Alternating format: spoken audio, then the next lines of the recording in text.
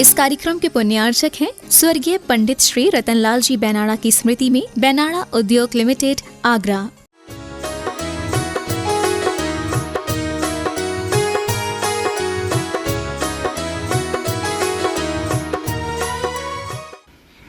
पूजन का टॉपिक अधूरा है। अभी पूजन करने लगे आप लोग? करते भी हो कि नहीं करते? महर्षि कि सिर्फ समझने के लिए समझ रहे हो? पहले महर्षि 3-4 मिनट में हो जाती थी पूजा, एक मतलब वो 8 और अभी 10 मिनट लग जाते हैं। 2-3 दिन से वैसे ही कर रहे हैं। जिनवाणी खोल करके पढ़ते हो कि नहीं, अपने हैं? अपने तरीके से। अपने तरीके से? हाँ, मतलब अपने भावों से। तो वो एक पूजा में ही 10 मिनट लग, मतलब 8 अर्घ में ही 10 मिनट लग जाता है। कौन से भाव लेकर के आते हो आप? जो आपने बताए थे वैसे ही। फिर भी अब आपके अपने हृदय के कौन से भाव हैं? जो जैसे जन्म जरा का है तो उसके लिए वैसे ही भाव। अच्छा, हमने बताए थे उन भावों को लेकर के कर रहे हो तो भी कुछ नहीं होगा। खुद से भी महाराज जी, पहले जो पुराने थे जो सोचते थे। एक बात और समझ लें, यदि गुरु महाराज बता रहे हैं और गुरुओं के शब्दों को, गुरु के भावों को हम दोहरा रहे हैं तो भी कल्याण नहीं होगा। हाँ महर्षि, नहीं अपने भी भाव बनते, अपने भाव भी अलग, वो तो वर्ड्स तो चेंज हो ही जाते हैं। क्योंकि फिर ये भाव गुरु के हो जाएंगे। हाँ महर्षि, ये शब्द उनके हो जाएंगे तो हमारा क्या रहा? हाँ, हमारा हो सकता है, वह शब्द भी हमारे हो सकते, वो भाव भी हमारे हो सकते हैं, बशर्ते वो हमारे हृदय से पैदा हों। और हमने लर्न कर लिया, उसे याद कर लिया, फिर वही हम रिवाइज कर रहे हैं, उसी को हम कह रहे हैं, तो शुरू में तो लगेगा मन, फिर धीरे धीरे वह भी एक रूटीन हो जाएगा। होता यही है सबके साथ। प्रारंभिक स्टेज में, इनिशियल स्टेज में तो व्यक्ति जब लर्न करता है, सोचता है, समझता है तो उसका भाव बहुत अच्छा होता है, मन भी उपयोग भी लगता है। लेकिन जैसे ही वो मेमोरी में फीड हो जाता है तो वो रूटीन में समाहित हो जाता है। और जो एक्टिविटीज़ हमारी रूटीन में आ गई हैं, फिर हमारा मन कहीं और दौड़ते रहता है और एक्टिविटीज़ होते रहती हैं।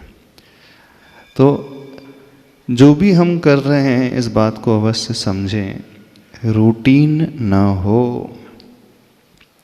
इस कारण नमोकार मंत्र की जब जाप भी दी जाती है ना, तो जैन आगम में 3 तरीके बताए हैं अपने मन को लगाने के लिए। बहुत अच्छी मेथड है। एक होता है पूर्वानुपूर्वी क्रम, यानी 1 2 लेकर 5 तक, 1 2 3 4 5। एक होता है पश्चातानुपूर्वी, यानी रिवर्स डायरेक्शन में, 5 4 3 2 1। और एक होता है यत्र तत्रानुपूर्वी, यानी कहीं से भी कैसा भी कॉम्बिनेशन हम उठा लें। जैसे नमोकार मंत्र के 5 पद हैं, नमो अरिहंताणम, नमो सिद्धाणम, नमो आयरियाणम, नमो वज्जायाणम, नमो लोय सव्यसाहुडम। ये पूर्वानी पूर्वी क्रम अरिहंत परमेष्टि से लेकर साधु परमेष्टि तक। जब सबको ये याद हो जाता है तो माला चलती रहती है और मन कहीं भाग जाता है। अब मन तो लगता नहीं, तो फिर दूसरा तरीका अपनाने के लिए कहते हैं अब हम उल्टा नमोकार मंत्र पढ़ना सीखें। नमो लोय सव्यसाहुडम, नमो वज्जायाणम, नमो आयरियाणम, नमो सिद्धाणम, नमो अरिहंताणम। इससे क्या, अब हमारे माइंड में जो फीड हो गया था वो रूटीन टूट जाएगा। हमको नए सिरे से सीक्वेंस बनाना पड़ेगा। माइंड उसी को अब नहीं दोहराएगा, तुरंत हमको अलर्ट रहना पड़ेगा। हाँ, क्या पूछ रहे हैं? महाराज जी नमोस्तु। ये जो आपने बोला ना, वैसा क्रम तो करते हैं। हाँ। तो उस पे तो ध्यान, मतलब बाहर से तो ध्यान हट जाता है, इस पे ध्यान लग जाता है, लेकिन जो नमो का मंत्र का अर्थ है, हाँ, उस पे ध्यान फिर भी नहीं जा पाता। फिर वो साइकिल में लग जाता है कि हम जो उल्टा बोल रहे हैं या बीच में से बोल रहे हैं। अच्छा, तो रिवर्स साइकिल में लग गए तो फिर वो उसमें सीक्वेंस रिवर्स शुरू हो गया। हाँ, ये तो होना ही चाहिए, एटलीस्ट हमें उसका अर्थ तो पता हो अर्थ पता है, बट अर्थ पे जैसे हम अगर हम स्लो बोल रहे हैं तो हमारा अर्थ पे भी ध्यान जाता है, लेकिन हम रिवर्स भी उसमें बिल्कुल पूरा ध्यान रिवर्स बोलने में सही सीक्वेंस में बोलने में लगा देते हैं, तो अर्थ पे नहीं जा पाता। नहीं, तो उसमें शुरुआत में हम रिवर्स सीक्वेंस लाएं, फिर सीक्वेंस के साथ साथ हम मीनिंग भी तो लेकर के आए। जैसे नमो लोए सव्य साहुड़म कहा, तो लोक में विराजमान समस्त साधु परमेष्टि को मैं नमस्कार करता हूँ। महाराज जी माला के टाइम पे वो हम जल्दी जल्दी बोलते हैं, इतना स्लो बोलते नहीं है, तो वो इतना ध्यान जा नहीं पाता। तो हमारा नियम माला पूरी करना है कि भाव सहित माला पूरी करना है? पहले तो ये बताओ नियम क्या रहता है माला का, कि भाव सहित माला का? जब भी नियम लिया जाता है तो कैसा नियम लिया जाता है? आज तक कैसा नियम लिया? आज तक तो माला का लिया, माला फेरने का। जैसे पूजा का नियम है तो पूजा पढ़ने का नियम है कि भाव सहित पूजा का नियम है? अब स्पेसिफिक किया करो सभी लोग जो भी आप नियम लेते हो, जो भी क्रिया करते हो, तो स्पेसिफिक होना चाहिए।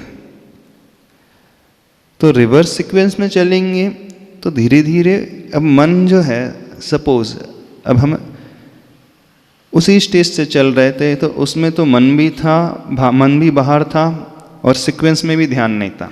अब कम से कम हमारा मन इधर उधर की बातों को तो नहीं सोच रहा है। ठीक है, वो आपने कहा महाराज जी अब ध्यान जो सीक्वेंस में लग गया, अब नमो लोए सव्य साहुड़म बोलना है, फिर उसके बाद में माइंड ने सोच लिया अब याद रखना नमो वज्झायाणम बोलना है। तो माइंड हमारा नमोकार में ही तो लगा रहा। अदरवाइज क्या होता था, अब माइंड तो घर में पहुंच जाता था, कॉलेज में पहुंच जाता था, ऑफिस में पहुंच जाता था, मूवीज़ में पहुंच जाता था, मोबाइल में पहुंच जाता था, इधर उधर पहुंच जाता। तो एक ये बहुत बड़ा कार्य हुआ बचाव का कि हमने अशुभ से, संसार से, इधर उधर के घर गृहस्थी के बातों से अपने आप को बचाया। अब धीरे धीरे ये होगा फिर आप उसको भी बहुत इजीली फेरने लगोगे, नमो लोए सव्य साहुड़म नमो वज्झायाणम।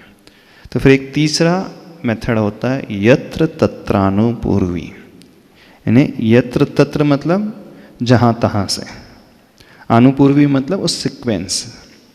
तो नमो ऐरियाणम नमो वज्झायाणम नमो अरिहंताणम नमो लोए सव्य साहुड़म नमो सिद्धाणम।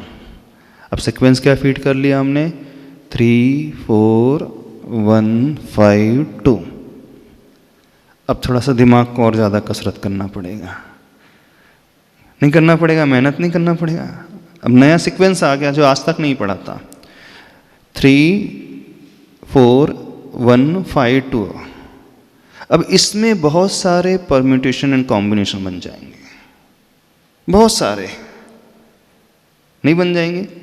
अब हम 1 3 5 2 4 भी कर सकते हैं, 4 2 1 5 3 भी कर सकते हैं, जैसा हमारा मन लगे, जिसमें लगे। अब कुछ भी फिक्स नहीं रहा। अब हर बार जब जाप दो, माला फेरे, तब सीक्वेंस बदलना है। तो रूटीन अब हमारा टूट जाएगा। अब हमारा माइंड उसी रूटीन से नहीं चलेगा। अब नया ही कुछ सेट करना पड़ेगा। तो इसमें अब टाइम भी ज़्यादा लगेगा। अब आपको फिर बोलोगे हमारा तो नियम ही पूरा नहीं हो पाएगा जाप देने का, माला फेरने का, कि हम उसी में उलझ गए। अब 5 के बाद 3 लाना है, फिर 3 के बाद 2 लाना है, फिर 1 लाना, फिर 4 लाना। अरे फिर तो बड़ा कन्फ्यूज़न हो जाएगा। फिर आपको हो सकता है लिखना पड़े 5 3 2 4 1। पहले 10 मिनट लगता था, रिवर्स साइकिल में 15 मिनट हो गया। अब इसमें हो सकता है 20 मिनट लग जाए। लगेगा कि नहीं? हाँ, इसमें भाव भी लगेंगे। अब क्या प्रॉब्लम है? हम बताओ।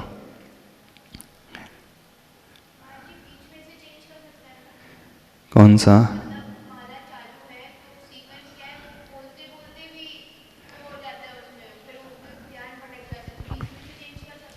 जैसे लाइक बीच में से चेंज करने से मतलब हम समझें। हाँ, फिर उसके बाद बीच में से 3 2 5 4 1 मतलब माला, उसी सेम माला के नहीं, एक सीक्वेंस फिक्स करो ना। जो सीक्वेंस अपने इनिशियली स्टार्ट किया उसी से। महाराज जी जो सीक्वेंस फिक्स हो जाता है ना, तो जैसे हम 1 2 3 4 5 बोलते हैं ना, वैसे थोड़ी देर बाद वो भी उसी लय में आ जाता है। हाँ। 108 बार बोलने की जरूरत नहीं, 10-15 बार नहीं के आ बाद वो पाएगा, जाता है। एक माला में नहीं आएगा। हाँ, यदि उसमें आने लगे तो फिर सीक्वेंस चेंज कर लो आप, उसी टाइम हम उसी कर माला में सकते हो, चेंज कोई बात नहीं, कर सकते हैं। लेकिन फिर मन बहुत जल्दी इधर उधर भागेगा, फिर उतना जो कंसंट्रेशन रख सकता है उसमें तो माइंड बहुत शार्प हो जाएगा। फिर जो व्यक्ति ऐसा कर सकता है उसका माइंड एकदम शार्प हो जाएगा, देखना उसकी मेमोरी एकदम शार्प हो जाएगी, लर्निंग कैपेसिटी बढ़ जाएगी उसकी, बिल्कुल। जो बहुत स्पीडली अपने मन को डाइवर्ट करता है, जिगजैग होता है ना, तो हमें तुरंत डिसीजन लेना पड़ता है, यहाँ से यहाँ, यहाँ से यहाँ, तो एकदम इंस्टेंट बदलना पड़ता है। और बदलते हुए भी, अलर्ट रहते हुए भी पूरा प्रॉपर तरीका हो, तो बहुत वो जागृति को बढ़ाने वाली प्रोसेस होती है। ये छोटी मोटी प्रोसेस नहीं, बहुत बड़ी प्रोसेस, बहुत अच्छी प्रोसेस है। जो अपनी मेमोरी को शार्प बनाना चाहता है, लर्निंग के स्किल्स बढ़ाना चाहता है, वो इस तरीके को अपनाएगा तो देखना बहुत कुछ हो जाएगा। अब ऐसे ही पूजन के साथ हम कह रहे हैं, अब आपको जो पूजन याद हो जाती है, रोज़ रोज़ वही करते हैं। आपने कहा देव गुरु शास्त्र की पूजा, नवदेवता की पूजा, पार्श्वनाथ भगवान की पूजा, अब जो याद होगी रोज़ कर रहे हैं, तो फिर वो रूटीन में समाहित हो गया। अब रूटीन में आ गया तो फिर मन भागेगा। तो इस कारण डेली पूजन भी बदला करें, अथवा उन्हीं प्रभु की पूजा करना है तो उसके राइटर बदल दें, अब दूसरे राइटर की पूजा करें, क्योंकि एक ही पूजा बहुत सारे राइटर्स की होती है, लेखक की होती है। तो शब्द जैसे ही नए आएंगे फिर हमारा वो रूटीन और साइकिल है वो टूट जाएगा। और जहाँ से ही साइकिल हमने बदला तो फिर भाव अपने आप ही लगेंगे। तो आप लोग सीधी ही माला फेरते हैं, उल्टी माला कौन फेरता है? फेरते हो? रिवर्स से फेरते हो? 5th से लेकर 1st तक आते हो, और फिर यत्र तत्र अनुपूर्वी वाला कॉम्बिनेशन कितना, उसमें कितना जी वो रिवर्स वाला भी थोड़ा सा अच्छा हो गया, तो उसमें भी ध्यान भटक जाता है, मैं रिवर्स बोल लेती हूँ। अच्छा हो गया, अब रिवर्स वाला सेट हो गया आपके माइंड तो में। इसीलिए वो जो आपने बाद में परमुटेशन कॉम्बिनेशन बोला ना, तो मैं माला के बीच में से ही ध्यान वापस लाने के लिए वो वहीं से चेंज कर देती हूँ। हाँ, तो बहुत अच्छा, ये बहुत अच्छी बात है। कितना टाइम लगता है एक जाप, एक माला में? 12-13 मिनट, 10 से 12 मिनट, 10 से 12 मिनट, ज़्यादा भी लग जाता है कभी। अब एक दूसरा तरीका बताएं, थोड़ा और ज़्यादा अपने आप को कॉन्सेंट्रेट करने वाला। श्वासोच्छ्वास से नमोकार मंत्र की जाप देना। वो बहुत डिफिकल्ट है, वो भी ट्राई किया था। बहुत डिफिकल्ट है। सबसे अच्छा तरीका, अपनी श्वास में अपने ध्यान को लगाएं। हाँ, श्वास भीतर जा रही है, उसमें नमो अरिहंताड़म बैठा है। श्वास बाहर आ रही है, नमो सिद्धाड़म। श्वास पुनः भीतर जाते समय आयरियाणम, बाहर निकलते समय वज्रयाणम, नमो लोहे जाते समय देन सव्वसाहुणम, पुनः नीचे श्वास आ रही है। तो एक नमोकार मंत्र में 3 श्वासोच्छ्वास हो जाते हैं। एक कायोत्सर्ग में कितनी श्वासोच्छ्वास हो जाती हैं? 27।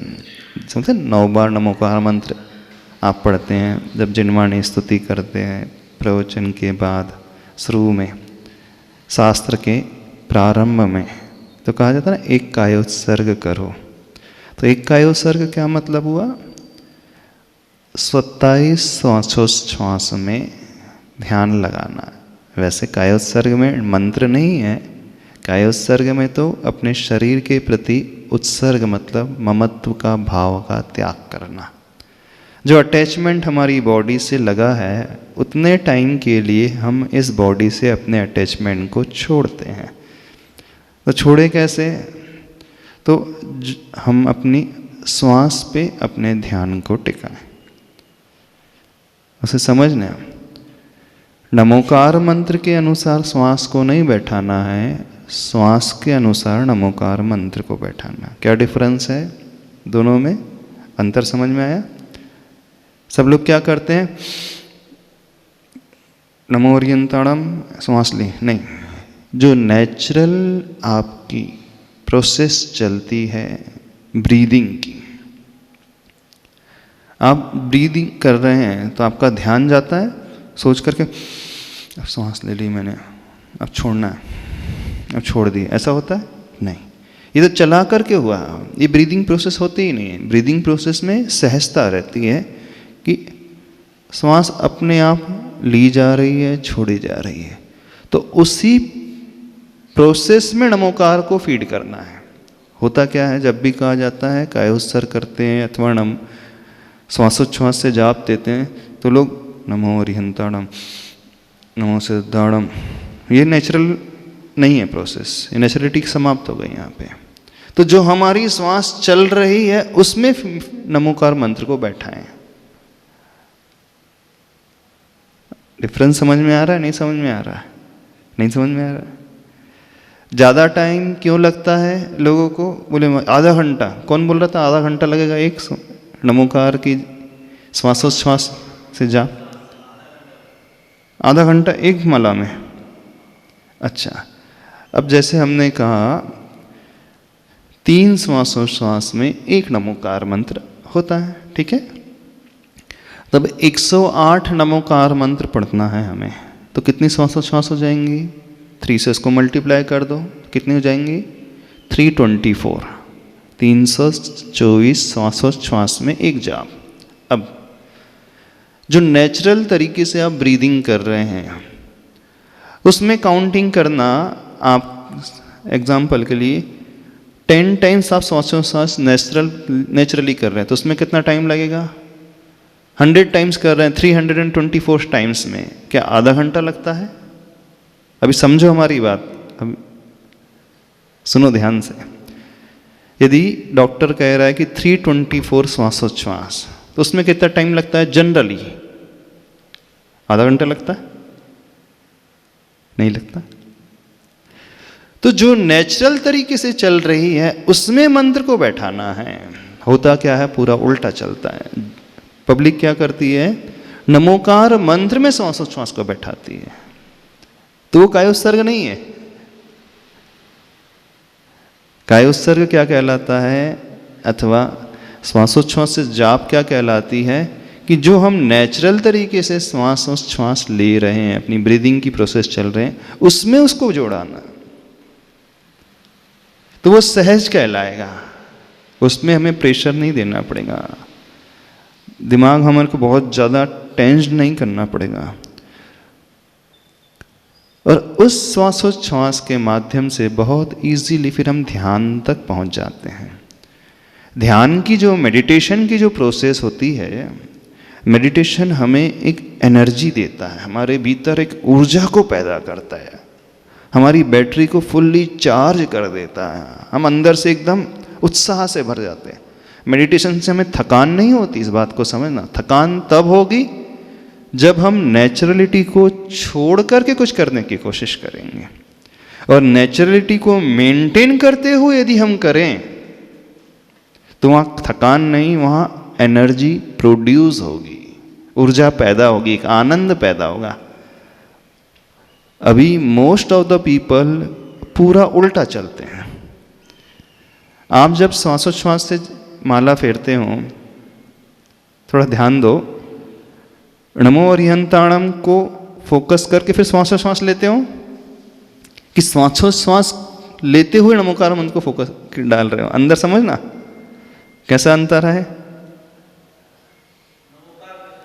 हाँ, नमोकार पे श्वासोच्छ्वास में कभी कहा वो श्वासोच्छ्वास कहलाएगी नहीं, माला नहीं गया। श्वासोच्छ्वास में नमोकार मंत्र कैसे करें? नेचुरल तरीके से श्वास जा रही है, छोड़ रही है, ले रहे हैं, छोड़ रहे हैं, बस उसमें नमोकार मंत्र बैठा दें। नेचुरलिटी मेंटेन करना हमें, सहजता हमें बिल्कुल बरकरार रखना है, सहजता से दूर नहीं जाना है। जहां हम सहजता से दूर गए फिर वो टेंशन हो जाएगा, थकान होने लगेगी, फिर थोड़ा सा माइंड माथा दर्द देने लगा, अरे बहुत हो गया, अब तो हेडेक होने लगा। एक माला फेरने में कई लोग बोलते हैं महाराज जी श्वासोच्छ्वास से हम एक जाप देते हैं, माला फेरते हैं तो सिर भरना नहीं लगता, दर्द देने लगता है। होता है? गुरुदेव, हाँ नमोस्तु गुरुदेव। हाँ, एक जन बोलो है, क्या बोल रहे हैं आप? उनको माइक। हाँ, क्या बोल रहे हैं? हाँ, शुरू में जब हम प्रैक्टिस करेंगे तो ध्यान तो जाएगा उसी पर। हाँ, अभी तो स्टार्ट शुरू में तो होता है, लेकिन धीरे धीरे फिर वो हमारी नेचुरलिटी में समाहित हो जाए।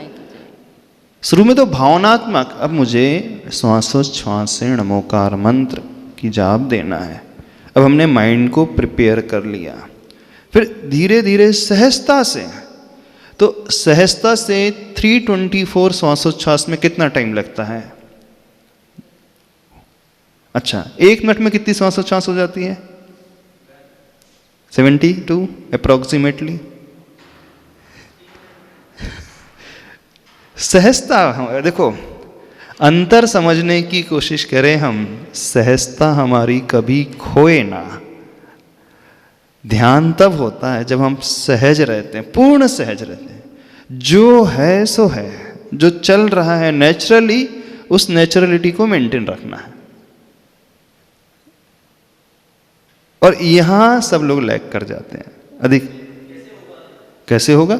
श्वास कैसे ध्यानपूर्वक लेते हो? सोच करके लेते हो, श्वास ले रहा हूं मैं, अब मैंने इनहेल कर दिया, अब एक्सहेल कर दिया, ऐसा होता है? नहीं हो रहा। हम बात भी कर रहे हैं फिर भी श्वासोच्छ्वास चल रही है, हम भोजन भी कर रहे हैं तो भी चलती है, हम देख रहे हैं तो भी चल रही है, हम बैठे हैं तो भी चल रहे हैं। जो इसे साध लेगा फिर उसका सबसे बड़ा बेनिफिट बता रहे हैं, वो चलते फिरते उसके अंदर श्वासोच्छ्वास बैठ जाएगी। इवन वो सीढ़ी चढ़ रहा है तो भी अंदर ही अंदर नमोकार चलता रहेगा, वो बोल रहा है तो भी चल रहा है अंदर ही अंदर, क्योंकि उसने ऐसी प्रैक्टिस कर ली, ऐसी प्रैक्टिस कर ली कि वह श्वासोच्छ्वास में ही समाहित हो गया। कहा जाता है ना, मेरी हर श्वास में प्रभु आप बस जाओ। एक भजन होता है, मेरी श्वासों में आप बस जाओ, मेरे रग रग में आप बस जाओ, मेरे कण कण में आ जाओ, मेरे एक एक रक्त की खून की बूंद में समाहित हो जाओ, शरीर के प्रत्येक रोम में आप आ जाओ, आत्मा के प्रत्येक प्रदेश में आप आ जाओ। कैसे बोलते हैं? मेरी प्रत्येक श्वास में हे भगवान आप आ जाए, बोलते हैं ना? नहीं बोलते? अच्छा, भगवान के लिए नहीं बोलते और किसी के लिए बोलते हैं? हाँ, भगवान के लिए नहीं बोलते हैं, संसार में किसी व्यक्ति विशेष के लिए बोलते हैं। हाँ, मेरी प्रत्येक श्वासों में, वो गाने होते ना, तो मेरी श्वासों में तू समाया। हाँ, तो प्रभु को समाहित करो श्वासों में। तो जैसे बोलते कि प्रभु को मैंने श्वास में समाहित कर लिया, इसका क्या मीनिंग होता है? इसका लिटरल मीनिंग क्या होता है बताओ? भगवान को हमने अपनी श्वासों में समाहित कर लिया, इसका लिटरल मीनिंग क्या होता है? कौन हमें बताएगा? वर्ड समझ में आ रहा है हमने क्या कहा है? भगवान को, प्रभु को हमने अपनी श्वासों में समाहित कर लिया, इसका लिटरल मीनिंग क्या होता है? महाराज जी, जब हम हर बार जब हम सांस ले रहे और छोड़ रहे तो हमारे मन में प्रभु का ध्यान आना चाहिए। ठीक है ना? हाँ। तो वो कैसे पॉसिबल होगा? जब हम हर समय उनका ध्यान करेंगे। हाँ, अभी शुरुआत में बिगिनिंग में तो करना पड़ता है, यानी इट्स ये हो जाता है डूइंग, वर्ब जो होता है डूइंग एक्टिविटी, क्रिया। फिर डूइंग से हमें बीइंग तक पहुंचना है। What's the difference between doing and being? Difference क्या है? डूइंग एंड बीइंग का अंतर क्या है? कौन बताएगा? हाँ बोलो, हाँ बोलो, आप बोलो। महर्षि, डूइंग में बस वो कार्य हम कर रहे हैं, लेकिन जब बीइंग में हम इंट्रिंसिक एक पार्ट बन रहे हैं। डूइंग में हम करते हैं और बीइंग में हम होते हैं। डूइंग में हमें फोकस करना पड़ता है, उपयोग लगाना पड़ता है, सोचना पड़ता है, वहां पढ़ने वाली क्रिया हो गई। और बीइंग में सहजता से हो रहा है। डूइंग में माथा दर्द करेगा, हेडेक होने लगेगा, अब मुझे ये करना है, जाप देना है, माला फेरना है। तो जो व्यक्ति डूइंग से बीइंग तक पहुंचता है, करने से होने वाली स्थिति, एक होती है करोति क्रिया संस्कृत में, और एक होती है अस्ति क्रिया। करोति में व्यक्ति करता है, सोच करके, उपयोग लगा करके, फोकस करता है, यानी उसे बहुत ज़्यादा मेहनत करना पड़ रहा है। और बीइंग में सहजता से होता है। तो हमारी जो ब्रीदिंग प्रोसेस है, it's not the doing, it's the being process. हो रही है ना। हमारा हृदय पंप नहीं करता ब्लड को, पंप होता है। हमारा हृदय उससे सोच करके धड़काना नहीं पड़ता, वो धड़कता है। हमारी पूरी बॉडी का सिस्टम, जो डाइजेस्टिव सिस्टम है, कभी देखना सोनोग्राफी में ऐसे ऐसे पूरा उसमें पूरा मूवमेंट होते रहता है। लीवर में देखना पूरा उसमें कॉन्ट्रैक्ट होता है, एक्सपांड होते रहता है, अपने आप होता है। तो वहाँ सारी की सारी जो बॉडी की एक्टिविटी है, जो नेचुरली है, वो इट्स होती है, इट्स बीइंग वाली प्रोसेस से गुजर रही है। बाकी अब हमें भोजन करना पड़ता है, अब हम भोजन करते हैं, सोते हैं, बैठते हैं, ये कर रहे हैं हम।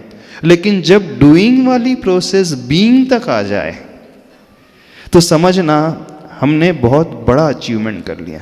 तो मेडिटेशन में, ध्यान में मन जहाँ लगाने की बात है, वहाँ डूइंग तक, डूइंग नहीं, वहाँ बीइंग।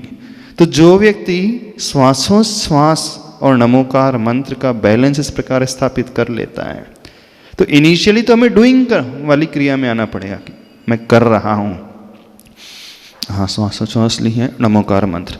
लेकिन धीरे धीरे फिर वो समाहित हो रहा है।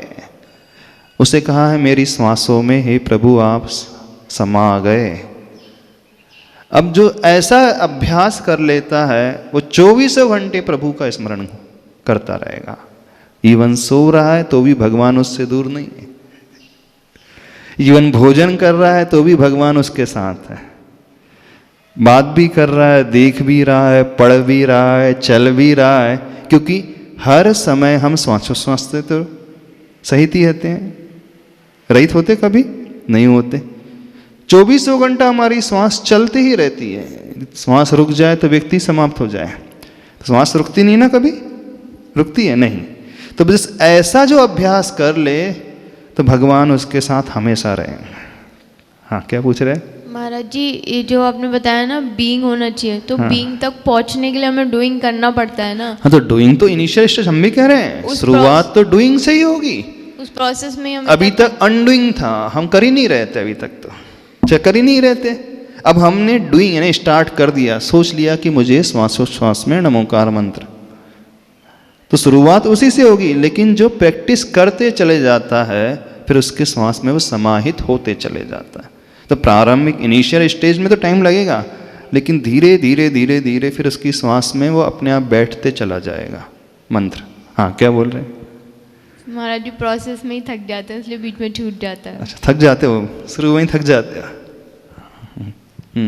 गुरुदेव जैसे सांस लेने के बाद याद आता है, फिर तो नमोकार मंत्र भी याद करना क्या था। श्वास लेने के बाद याद आता है कि जब नमोकार? एक्सेल हो जाती है। हाँ तो शुरुआत तो ऐसी होगी, क्योंकि आज तक हमने अभी किया नहीं है, तो डे 1 से तो हम एक्सपर्ट बन नहीं सकते ना। हाँ धीरे धीरे अभ्यास हो जाएगा। बहुत अच्छी बात बोल रहे धन कुमार जी। हाँ धीरे धीरे परफेक्टनेस आ जाएगी, अभ्यास हो जाएगा। शुरुआत तो हो, शुरुआत आपको याद होगा एक दिन हमने आपसे एक एक्सरसाइज करने के लिए कहा था, अलर्टनेस वाली। जब आप भोजन कर रहे हैं तो उसे देखें, 5 इंद्रियों का विषय बनाएं क्या क्या करें।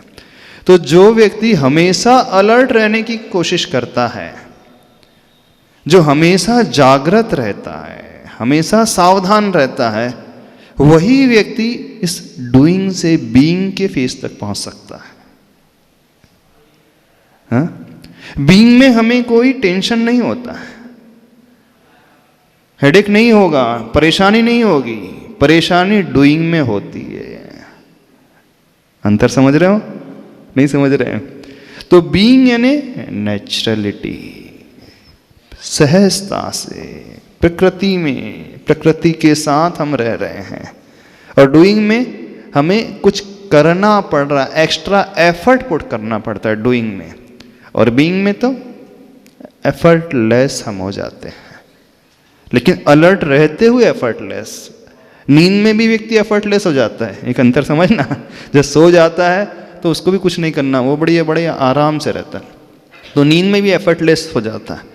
लेकिन जहाँ हम मेडिटेशन की बात कर रहे हैं अथवा ध्यान लगाने की बात कर रहे हैं, मन और भाव लगाने की बात कर रहे हैं, वहाँ एफर्टलेस तो हो लेकिन साथ में अलर्टनेस भी मेंटेन हो। बहुत गहरी चीज है समझो इस बात को। तो मेडिटेशन की स्टेज कैसी होती है? 100% अलर्टनेस विथ एफर्टलेसनेस। थोड़ी ऊंची चीज तो नहीं हो रही? Effortlessness in the sense it's the being process, doing not doing process. तो धीरे धीरे ये प्रैक्टिस से होता है। हाँ क्या पूछ रहे हैं, बोलो। महर्षि ये तो प्रोसेस की बात हो गई, लेकिन आप जब नमोकार मंत्र की माला देते हैं आप, तो जब आप प्रत्येक छंद बोला जैसे नमो अरिहंताड़म, हाँ। आप इमेजिन क्या करते हैं और आप जिससे आपको स्टिमुलस दौड़े और फिर आपकी वो भावनाएं बने? हाँ तो इमेजिन तो जैसे नमो अरिहंताड़म ने हमने अरिहंत प्रभु की प्रतिमा को इमेजिन किया, जिस प्रतिमा के हम दर्शन हमेशा करते हैं, जिनके दर्शन करके हमारे भाव अच्छे होने लगते हैं, उनको बैठा लिया। अथवा किसी क्षेत्र विशेष की प्रतिमा जिनके दर्शन करके एकदम बहुत विशुद्धि बढ़ जाती है, कुंडलपुर के बड़े बाबा हैं, तिजारा जी हैं, महावीर जी हैं, गोमटेश्वर बाहुबली हैं, शिखर सम्मेत शिखर जी, अथवा अपने नगर के मंदिर में रहने वाले मूल नायक भगवान, जहाँ भी आप जाते हैं जो आपके यादों में आते हैं, आते हैं वैसे यादों में भगवान आते, किसी की यादों में तो भगवान आते ही नहीं आते। यादों में कौन आता है कि सुधांशु जी, यादों में कौन आता है? बच्चा कि भगवान? अच्छा किसकी यादों में भगवान आते हैं? हाँ? यादों में भगवान याद कभी कभी आती है, हमेशा याद कभी कभी आती है, हमेशा आती है। नमोकार मंत्र की जो जाप चलती है उसमें भी भगवान दिखते हैं। पहले अनंत जी का जो जाप आता है, हाँ और फिर आचार्य श्री का आता है, आचार्य तो जैसे ही नमो अरिहंताड़म, तो जो हमारे माइंड में बैठे हुए हैं उन अरिहंत प्रभु की छवि, नमो सिद्धाड़म सिद्ध शिला की छवि, अथवा उस स्थान की छवि जहाँ से भगवान ने मोक्ष को पाया है। जैसे भगवान महावीर स्वामी जी ने कहाँ से निर्वाण पाया है? पावापुर के उस सरोवर के मध्य में, जहाँ कमल ही कमल है, पद्म सरोवर जिसे कहा जाता है। तो जैसे नमो सिद्धाड़म, भगवान महावीर नहीं, वो प्लेस को याद करें जहाँ से उन्हें मुक्ति हुई है। अथवा जहाँ आप गए हैं सिद्ध क्षेत्र, सम्मेत शिखर की उन टोकों को याद कर लें, पार्श्वनाथ भगवान की, चंद्रप्रभ भगवान की, जिस किसी तीर्थंकर की भी, अथवा जिस किसी सिद्ध क्षेत्र में आप गए हैं वहाँ पर। नमो आयरियाड़म में आचार्य परमेष्टि, आचार्य भगवान। नमो उपाध्यायाड़म में उपाध्याय परमेष्टि, जो मुनि महाराज को अध्ययन कराते हैं, पढ़ाते हैं। और नमो लोए सव्य साहुड़ में मुनि महाराज साधु परमेष्टि। या तो उनको देख सकते हैं, उनकी प्रतिमा को देख सकते हैं, उनके द्वारा दिए हुए सूत्र को याद कर सकते हैं, जो भी है जिसमें भी आपका मन टिक जाए, भगवान के मंदिर को, प्रतिमा, कुछ भी। हाँ बोलो। गुरुदेव, जो उपाध्याय में आते हैं वो मुनि में भी आते होंगे, जैसे आप भी भैया जी को पढ़ाते हो। उपाध्याय परमेष्टि मतलब जो वो होते हैं जो मुनि संघ को, मुनि महाराज को पढ़ाते हैं। वे अच्छा, मुनि महाराज को पढ़ाने वाले 11 अंग 14 पूर्व का जिन्हें ज्ञान होता है, 25 मूल गुणधारी होते हैं। ऐसे समझ में आ रहा है नहीं? तो नमोकार मंत्र की जाप सबसे उत्कृष्ट माध्यम होता है, सबसे अच्छा तरीका, सबसे ज़्यादा पुण्य कमाने वाला जो तरीका होता है श्वासोच्छ्वास से। लेकिन बैठना चाहिए। थोड़ी सी डिफ़िकल्टी होती है शुरुआत में, कठिनाई होती है, क्योंकि व्यक्ति श्वासोच्छ्वास की ओर ध्यान देता है तो उसका तो मन घर गृहस्थी में तुरंत आ जाता है। लेकिन धीरे धीरे प्रैक्टिस से होगा।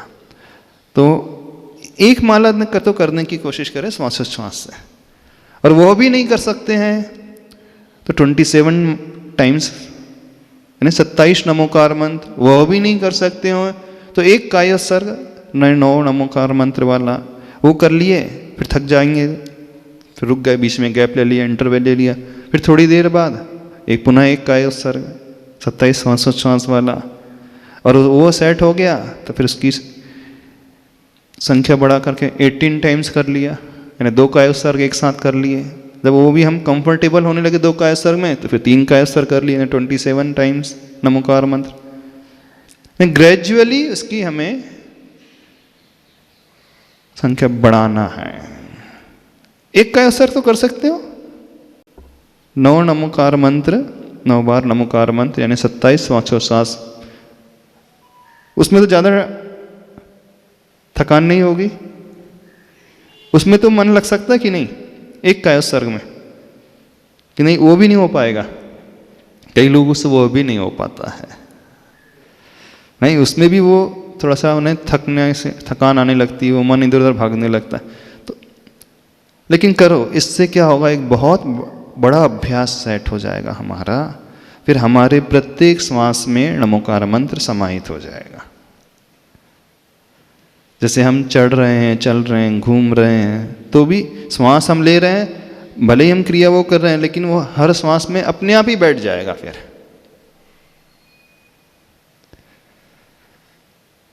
कौन करेगा नमोकार मंत्र की एक जाप श्वासोच्छ्वास से? भैया जी आप करोगे? करते हो डेली? हाँ महाराज जी, हाँ बोलिए। हम उस दिन डिस्कस कर रहे थे ना कि एट अ टाइम एक ही चीज़ पे ध्यान लगता है। हाँ तो अगर हम कुछ क्रिया कर रहे हैं और श्वासोच्छ्वास तो ऐसे वो नेचुरली होती है, हाँ तो मतलब मुझे वो समझ नहीं आ पा रहा, अगर back of the mind Namokar मंत्र भी चल रहा है और यहाँ पे हम कुछ एक्टिविटी भी कर रहे हैं, तो वो दोनों चीज़ें एट द सेम टाइम कैसे हाँ, बहुत पॉसिबल? अच्छा क्वेश्चन है। 2 चीजें, 2 एक्टिविटी साइमल्टेनियसली कैसे चलेंगी? ये तो हम नमोकार मंत्र को सोचें अथवा हम श्वासोच्छ्वास को सोचें। श्वासोच्छ्वास के लिए हमें सोचना पड़ता है? नहीं ना, तो वो तो नेचुरल प्रोसेस हो ही रही है। अब जैसे हम बोल रहे हैं तो श्वासोच्छ्वास अपने आप चल रही है, हमारा फोकस बोलने में, न कि श्वासोच्छ्वास में। तो जिसमें हमें कुछ एफर्ट एक्स्ट्रा पुट करना पड़ता है, तो वो तो एक्टिविटी साइमल्टेनियसली मानी जाएगी ना। हम श्वासोच्छ्वास के लिए कुछ एक्स्ट्रा एफर्ट तो नहीं कर रहे, नहीं। हम एफर्ट किसके लिए कर रहे हैं? नमोकार मंत्र के लिए। तो हमें क्या करना है, इस हिसाब से सेटिंग करना है कि जो नेचुरल प्रोसेस चल रही है ब्रीदिंग की, उस नेचुरल प्रोसेस के साथ नमोकार मंत्र को अटैच करना। बस थोड़ा सा टाइम लगेगा जोड़ने में, लेकिन एक बार वो जुड़ जाएगा तो वो अपने आप होते। फिर दो एक्टिविटी नहीं चल रही है साइमल्टेनियसली, सिंगल एक्टिविटी चल रही है सिर्फ नमोकार की।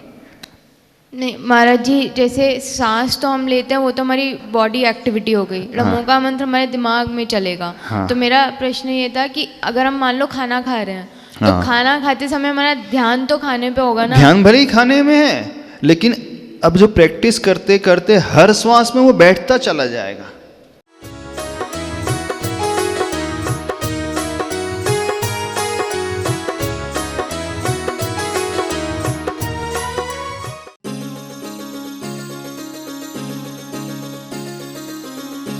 इस कार्यक्रम के पुण्यार्चक थे स्वर्गीय पंडित श्री रतनलाल जी बेनाड़ा की स्मृति में बेनाड़ा उद्योग लिमिटेड, आगरा।